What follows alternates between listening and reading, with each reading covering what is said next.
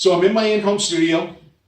It's about roughly around 5:30 right now, so lighting is a little bit poor. It's one of the reasons why I have stopped the 8 to 11 art sessions that I was trying to do. I need to get better lighting in here.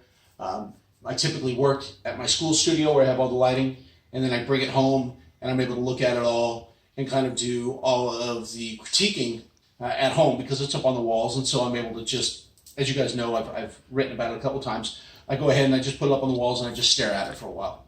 So the work that's here today, I've got about 4 pieces that I'm working on. 2 of them are in progress right now.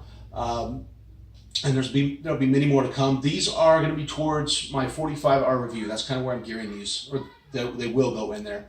And one of the interesting things that's come about through this class is I finally have my direction for my 45-hour review. I know what medium I'm going after, so it's been a pretty exciting quarter overall. A couple of works didn't go as well, and it was that process that kind of led me to where I am right now currently. So I'll go through the work. You have the PDF. You can look at the work a little bit cleaner. So I will show you the works and I'll talk about them individually. The first piece I started was called Walk the Dog. It's more of a commentary on basically us as adults and what we're going through. For me, I'm a school teacher, and when I'm not teaching, I'm coming home to a wedding business. My wife and I run a wedding business, as you guys know. I'm a father of 3 young girls. I'm also in SCAD, which for all of us, we all know what headaches go along with that and just how crazy things get. So really, I tried to capture in this work all of the horror and stress that I'm under on a daily basis. Okay, I kind of got the idea when I was out walking the dog one day and I'm jerking the dog around because he's not going where I wanted to go. And I'm thinking to myself, I feel like this stupid dog. I feel like life is just jerking me around in all these different places and I can't really control it. I'm free to go wherever I want. I've chosen my path. And now I'm getting jerked around by 200 kids, their parents, my business, my school, everything. And so I'm like, okay, this kind of works. So that's kind of why I put this all together. The details happen in the face for right now and in the hands. And it's not necessarily gone on here because it was about this point where I really got tired of it. Other than the face and in the hands, I'm like, I don't like this anymore. I didn't like feeling this way constantly or going back to this. So actually the piece for me, I don't know if I'll complete it for the 45-hour review, but it kind of had the inverse effect of what I thought it was going to have. It put me in a pretty negative place, and I didn't want to be there. The other piece that I started working on, which I talked about, was a piece to kind of support our law enforcement. I felt that there was a lot of things going on with law enforcement that people are not necessarily having the right idea about. And I wanted to show a little bit of support to our law enforcement officers. So I created the work. It's called He Hate Me. Again, you have the PDF so you can see a cleaner image of it. And the idea of it is to put a middle-aged white police officer with American flag as a backdrop and the colors that we have here. And the title itself kind of begs the question, who hates who? Does the police officer hate you? Do you hate the police officer? Does America hate the police officer? Okay, so there's a lot of controversy and questions going on with that issue itself, and I wanted to make sure that I captured that, and I felt that that best exemplified that. It was at this piece when I finally realized I don't like political commentary. I don't like what it does. I didn't like living in that. I didn't like thinking about it. I was really bitter with that. I didn't want to be a part of that. And so I wanted to move forward. And so in thinking about that, I wanted to get back to the fun images, the really kind of fantastical, fun middle school, high school environment that I'm in every day. I've got young kids. I'm also a teacher. I'm surrounded with it. So in keeping with my proposal in the beginning of the year, there was one piece, I called it the Boogeyman at the time, and I switched it up and actually turned it into what I call the Teacher, which is a self-portrait of myself. I've never done one, so I thought, why not? You know, it's fun. Let's do one of me. Traditionally, I wear a pea coat in the mornings, so if ever you see me at school in the morning, this is the pea coat I'm usually wearing.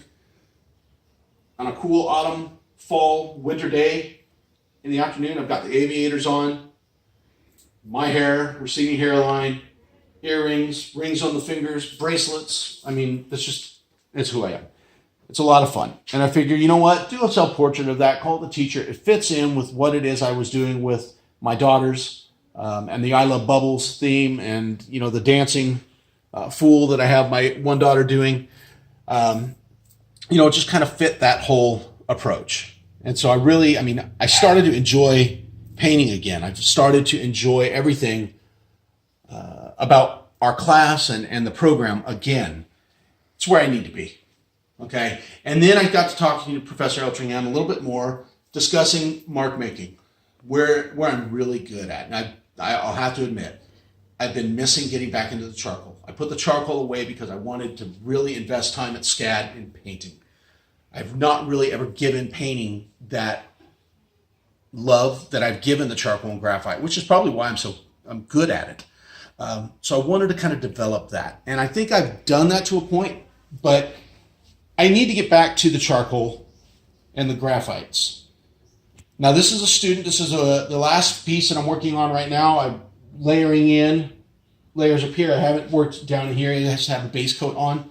This is a student that I've taught for the last 3 years. She, at 15 years of age, was battling severe cases of fibromyalgia. She'd been in the hospital for 2 days at a time. She'd come in and, you know, still go to class. You'd never know anything was wrong. She's always happy. She's always trying to learn. This is a student that I really admired. And the more I got to know her, the more I really paid special interest to the hijab and why she wears it. Because there are other students who wear it as well. And I wanted to know, for her, what does that mean? And so the more I got to know Sarah, the more I got to understand why she wears that. It's a personal choice. And so the next 2 works that I'll be doing are 2 students that also wear the hijab. One of those students has taken it off, though. And I find that interesting. The reason I find it interesting is because she's been under so much pressure in a very strong community here in South Texas to not necessarily, I guess, wear something that is special to her and to her family, and to conform to, I guess, social norms of what a normal teenage girl would look like. She removed it. And I don't know why I found that sad.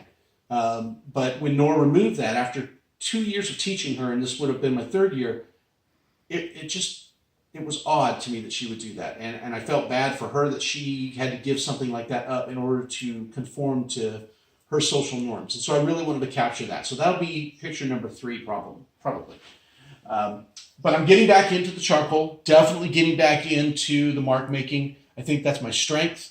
And so this is kind of what I'm working on right now. Thank you guys for checking this out. Again, you have the PDF. If there's anything you want to see with images, you can get a cleaner look at them through the PDF that I've attached. Take care.